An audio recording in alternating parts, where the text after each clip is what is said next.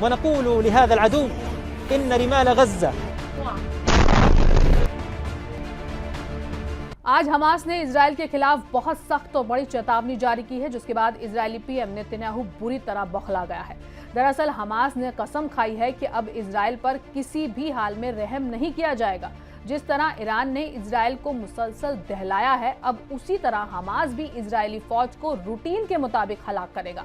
Hamas के तर्जुमान अबू उबैदा ने कहा कि इजरायली हुकूमत इजरायली फौजियों के तब तक जनाजे उठाएगी जब तक गजा में उनका जुल्म खत्म नहीं हो जाता।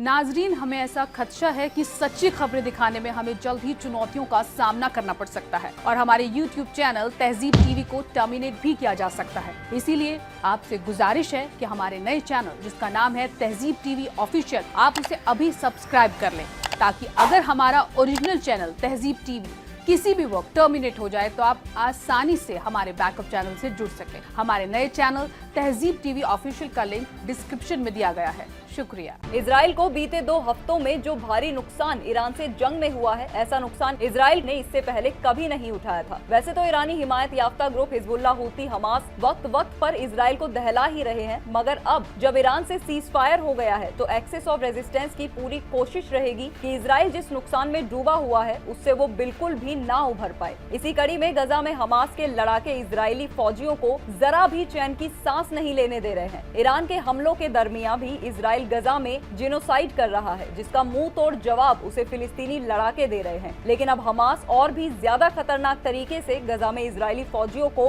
पानी पिला रहा है। बीते दिनों हमास ने गजा में इजरायली फौज की कई यूनिट्स पर ताबड़तोड़ घातक हमले कर दिए, जिसमें 7 इजरायली फौजी हलाक और 17 से ज्यादा जख्मी हो गए थे। इसी को लेकर अब हमास की तरफ से इजराइल के खिलाफ बड़ी और सख्त चेतावनी जारी हुई है। प्रेस टीवी के मुताबिक हमास ने इजरायली फौज पर हमला जारी रखने की कसम खाई है। हमास की ये वार्निंग इसकी आर्म्ड विंग इज्जतदीन अल कस्साम ब्रिगेड के तर्जुमान अबू उबैदा की तरफ से आई है। उन्होंने कहा, जब तक इजराइल हमारे लोगों के खिलाफ जालिमाना जंग जारी रखेगा, तब तक इंशाअल्लाह दुश्मन इजरायली फौजियों के जनाजे और लाशें उठाना इजराइल के लिए एक रूटीन बना रहेगा। गजा में इजरायली फौजियों की हलाकतों को लेकर अबू उबैदा ने इस ऑपरेशन को बहादुरी और हिम्मत का बेहतरीन कदम कहा। उन्होंने कहा, हमारे लड़ाके बहादुरी और हिम्मत की गैर मामूली मिसाल पेश कर रहे हैं। गजा में इजरायली फौज पर नए हमले इतिहास की जिंदा तस्वीरें हैं, जो साबित करती हैं कि हमारे लोगों की आजादी के फौजी जदीद दौर से सबके साहसी और बलिदानी हैं। हालिया मौत की तादाद मार्च के बाद से गजा पट्टी में इजरायली फौज के लिए एक दिन में हुए सबसे बड़ा नुकसान है। हमास के तर्जुमान ने इजराइल को साफ तौर पर ये बता दिया है कि इजरायली फौजी